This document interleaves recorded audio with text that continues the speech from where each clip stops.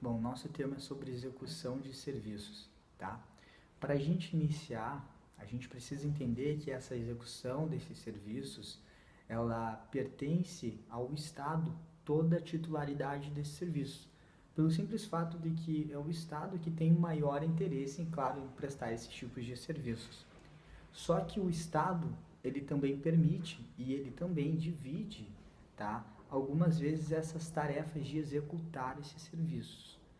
Então, há interesse dos particulares em executar esse tipo de serviços, tá? E por que há esse interesse? Há esse interesse pelo simples fato em que eles podem ter a obtenção de lucros decorrente da atividade da execução desses serviços, tá? Só que o controle sempre vai estar na mão do Estado, ou seja, o Estado sempre terá a titularidade maior, porque o controle privado nunca pode se sobrepor ao Estado.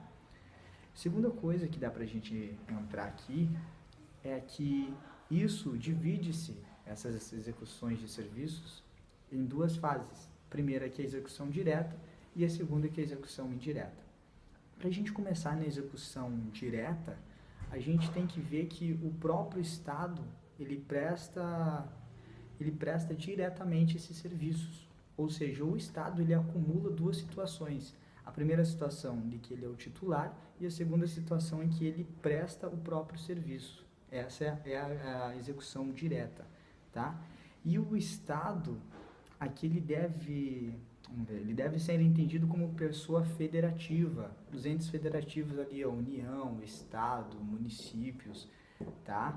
Que fazem essa execução direta e está a cargo da União dos Estados, tá? Que tem ali o Ministério da Fazenda, o Ministério, todos esses daí, que são também os órgãos que compõem essa execução direta do Estado, que ele acumula ali, repetindo, a situação de como titular e como próprio prestador de serviço que executa esses serviços, tá? Delegação negocial, particulares em colaboração, outra forma de execução indireta dos serviços públicos, ainda se falando em descentralização, é a transferência desses serviços a particulares, que caracteriza-se como particulares em colaboração com o Estado. Tal transferência denomina-se delegação negocial e se efetiva por negócio jurídico regado pelo direito público.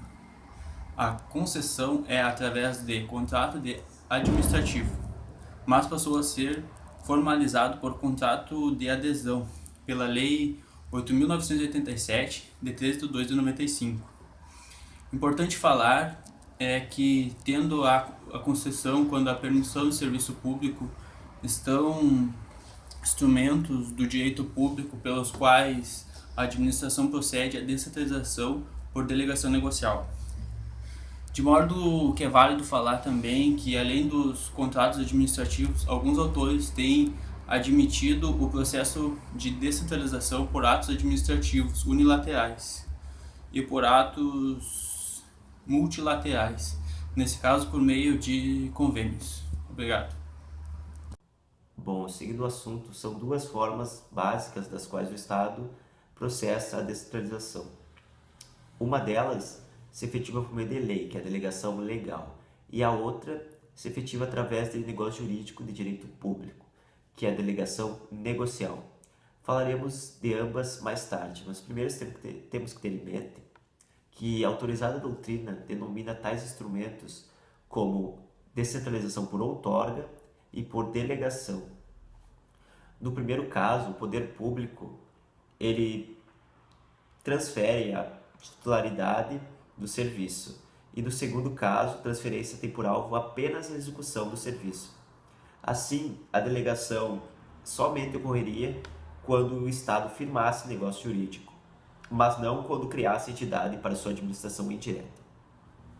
Bom, a delegação legal, que é aquela cujo processo de descentralização foi formado através de lei, e a lei, como regra, ao mesmo tempo que admite descentralização, autoriza a criação de pessoa administrativa para executar o seu serviço.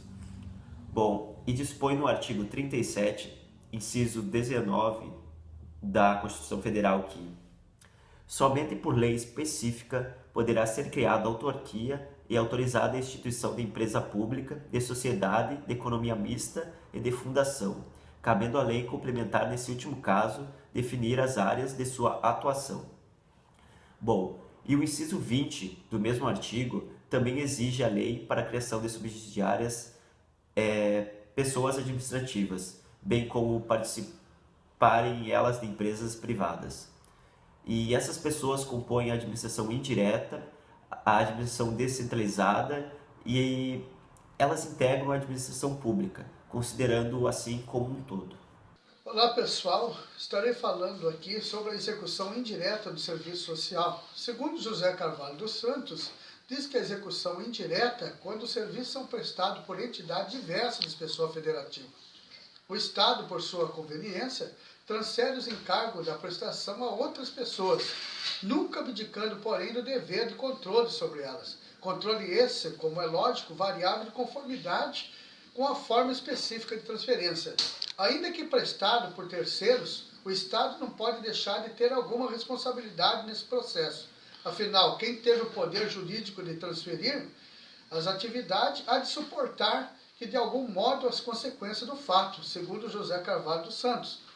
E ele fala sobre a descentralização, que é o fato administrativo que traduz a transferência da execução da atividade estatal e a determinada pessoa, a integrante ou não do administrativo.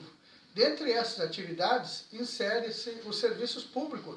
Deste modo, pode-se considerar dois tipos de serviço público. Admite a modalidade do territorial e do institucional. Bom pessoal, esse foi o nosso vídeo. Obrigado por assistirem, espero que tenham gostado. E entre no canal aí para acompanhar o vídeo dos nossos outros colegas, que tá bem legal aí. Vale a pena dar uma conferida. Abraço.